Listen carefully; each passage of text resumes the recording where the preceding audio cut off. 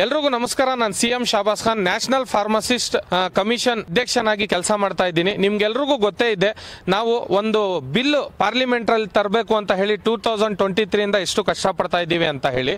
ಇವತ್ತು national pharmacy commission amendment bill 2023 ಎಲ್ಲ ನಿಮ್ಮ ಕಣ್ಣು ಮುಂದೆ ಇದೆ. ನೀವು ಗೂಗಲ್ ಮಾಡಿದ್ರೆ ನಿಮಗೆ ಸಿಗ್ತದೆ. ಫಾರ್ಮಸಿಗೆ ರಿಲೇಟೆಡ್ ಸಂಬಂಧಪಟ್ಟ ಆಗಿರೋ ಎಷ್ಟು ಕಾನೂನುಗಳು ಹೊಸದಾಗಿ ಇಂಟ್ರೊಡ್ಯೂಸ್ ಮಾಡಿದ್ದಾರೆ. ಅದ್ರ ಜೊತೆಗೆ ನಾವು ಯಾವುದೇ ರೀತಿಯ ಯಾವುದೇ ಫಾರ್ಮಸಿಸ್ಟ್, ಅದು ರಿಜಿಸ್ಟರ್ಡ್ ಫಾರ್ಮಸಿಸ್ಟ್ ಎಲ್ಲಾದ್ರೂ ನಿಮ್ ಗಮನಕ್ಕೆ ಬಂದ್ರೆ, ಎಲ್ಲೋ ಅವರು ಫಾರ್ಮಸಿಯಲ್ಲಿ ಅವೈಲೇಬಲ್ ಇರಲ್ಲ ಅಥವಾ ಫಾರ್ಮಸಿಸ್ಟ್ ತಮ್ಮ ಪರವಾನಗಿಯನ್ನು ಬೇರೆಯವ್ರಿಗೆ ಸೇಲ್ ಮಾಡಿ ಹೊಟ್ಟೋಗಿದ್ದಾರೆ ಅಂತ ಹೇಳಿ ಇಂಥ ಕೇಸಸ್ಗಳು ನಮ್ಮ ಮುಂದೆ ಬಂದಾಗ, ಇದಕ್ಕೆ ನಾವು ಪ್ರತಿಯೊಂದು ತಾಲೂಕು ಕೂಡ ಭೇಟಿ ಕೊಟ್ಟು ಆ ತಾಲೂಕಲ್ಲಿ ನಮ್ಮ ಯಾವುದೇ ರೀತಿಯ ನಾವು ವಿಸಿಟ್ ಮಾಡುವಂತ ಫಾರ್ಮಸಿಯಲ್ಲಿ ಫಾರ್ಮಸಿಸ್ಟ್ ಅವೈಲೇಬಲ್ ಇಲ್ಲ ಅಂತ ಹೇಳಿದ್ರೆ ಅಥವಾ ಅವ್ರ ಪರವಾನಗಿಯನ್ನು ಬೇರೆಯವ್ರಿಗೆ ಮಾರಿ ಹೊರಟೋಗಿದ್ದಾರೆ ಅಂತ ನಮ್ಮ ಗಮನಕ್ಕೆ ಬಂದ್ರೆ, ಈ ಸ್ಪಾಟ್ ಅಲ್ಲಿ ನಾವು ಫಾರ್ಮಾ ಕೌನ್ಸಿಲ್ ಆಫ್ ಇಂಡಿಯಾಗೆ ಮತ್ತೆ ಸ್ಟೇಟ್ ಫಾರ್ಮಸಿ ಕೌನ್ಸಿಲ್ಗೆ ಕಂಪ್ಲೇಂಟ್ ಅನ್ನು ರೈಸ್ ಮಾಡ್ತೀವಿ. ಅವರ ಲೈಸೆನ್ಸ್ ಅನ್ನು ಕ್ಯಾನ್ಸಲ್ ಮಾಡಿಸ್ತೀವಿ.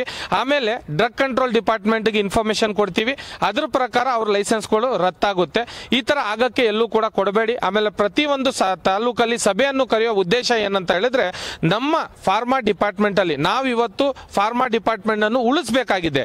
ಯುವಕರ ಭವಿಷ್ಯವನ್ನು ಉಳಿಸಬೇಕಾಗಿದೆ. D pharma ಓದಿರುವಂತ ಭವಿಷ್ಯಗಳನ್ನು ಉಳಿಸಬೇಕಾಗಿದೆ. ಇದ್ರ ಜೊತೆಗೆ ಯಾರೂ ಕೂಡ ಫಾರ್ಮಸಿ ಆಕ್ಟ್ 1948 ಉಲ್ಲಂಘನೆಯನ್ನು ಮಾಡಬಾರ್ದು. ಫಾರ್ಮಸಿ ರೆಗ್ಯುಲೇಷನ್ ಪ್ರಾಕ್ಟೀಸ್ 2015 ಅದನ್ನು ಉಲ್ಲಂಘನೆ ಮಾಡಬಾರ್ದು. Drug and cosmetics act 1940 rule 1945 ಅನ್ನು ಉಲ್ಲಂಘನೆ ಮಾಡಬಾರ್ದು.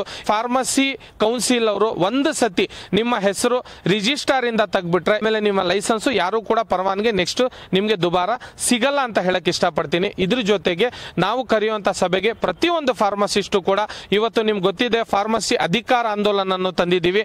ಅದಕ್ಕೆ ಇದನ್ನು ಗಮನಿಸಿ ಇವತ್ತು ನನಗೆ ನ್ಯಾಷನಲ್ ಫಾರ್ಮಸಿಸ್ಟ್ ಕಮಿಷನ್ ನನಗೆ ರಾಜ್ಯಾಧ್ಯಕ್ಷನಾಗಿ ನೇಮಕ ಮಾಡಿದ್ದಾರೆ. ನನ್ನ ಕರ್ತವ್ಯ, ನಾನು ಒಂದು ಪ್ರಾಮಾಣಿಕವಾಗಿ ಕೆಲಸ ಮಾಡಬೇಕು ಅಂತ ನಿಮ್ಮ ಜೊತೆ ಬಂದಿದ್ದೀನಿ. ನಾವೆಲ್ಲರೂ ಕೂಡ ಒಗ್ಗೂಟಿ ಆಗಿ ಒಂದಾಗಿ ಇವತ್ತು ಕೆಲಸ ಮಾಡ್ಕೊಂಡು ಹೋಗಬೇಕಾಗಿದೆ. ನೀವೆಲ್ಲರೂ ಕೂಡ ನನಗೆ ಫಾರ್ಮಸಿಸ್ಟ್ಗಳು, ರಿಜಿಸ್ಟರ್ ಫಾರ್ಮಸಿಸ್ಟ್ಗಳು ನನ್ನನ್ನು ಸಹಾಯ ನೀಡಬೇಕು, ಬೆಂಬಲ ಕೊಡಬೇಕು.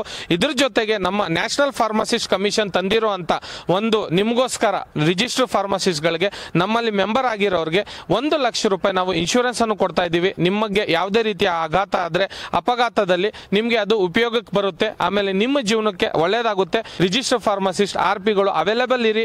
ಆಮೇಲೆ ಯಾವುದೇ ರೀತಿಯ ಲೈಸೆನ್ಸ್ ಗಳನ್ನು ಬೇರೆಯವ್ರಿಗೆ ಮಾರ್ಕೊಳ್ಳಕ್ ಹೋಗ್ಬೇಡಿ. ಆಮೇಲೆ ನಾವು ಸಭೆ ಸಮಾರಂಭದಲ್ಲಿ ನೀವು ಕೂಡ ಭಾಗವಹಿಸಿ, ನೀವೆಲ್ಲರೂ ಕೂಡ. ಆಮೇಲೆ ನಿಮ್ಮ ಜೊತೆಗೆ ಮಾಧ್ಯಮದವ್ರಿಗೂ ಕೂಡ ನಾವು ಇನ್ವೈಟ್ ಮಾಡೋದಿಷ್ಟೇ, ಏನಂದ್ರೆ ನಿಮ್ಮ ಗಮನಕ್ಕೂ ನಿಮ್ಮ ಮಾಧ್ಯಮಗಳ ಮುಖಾಂತರ ನಾನು ಕೇಳೋದು ಏನಂದ್ರೆ, ನಿಮ್ಮ ಗಮನದಲ್ಲಿ ಇರಲಿ, ಯಾರಾದ್ರೂ ಒಂದು ಫಾರ್ಮಸಿಯಲ್ಲಿ ರಿಜಿಸ್ಟರ್ ಫಾರ್ಮಸಿಸ್ಟ್ ಅವೈಲೇಬಲ್ ಇರಲ್ಲ ಅಥವಾ ಎಲ್ಲಾದ್ರೂ ಅವರು ತಮ್ಮ ಲೈಸೆನ್ಸ್ ಅನ್ನು ಬೇರೆಯವ್ರಿಗೆ ಮಾರಿ ಹೊರಟೋಗಿದ್ದಾರೆ ಅಂತ ನಿಮ್ ಗಮನಕ್ಕೆ ಬಂದ್ರೆ ದಯವಿಟ್ಟು ನನಗೆ ತಿಳಿಸಿ. ನಾನು ಈ ಕಂಪ್ಲೇಂಟ್ ಅನ್ನು ರೈಸ್ ಮಾಡಿ ಫಾರ್ಮಸಿ ಕೌನ್ಸಿಲ್ಗೆ ಇನ್ಫಾರ್ಮ್ ಮಾಡ್ತೀನಿ.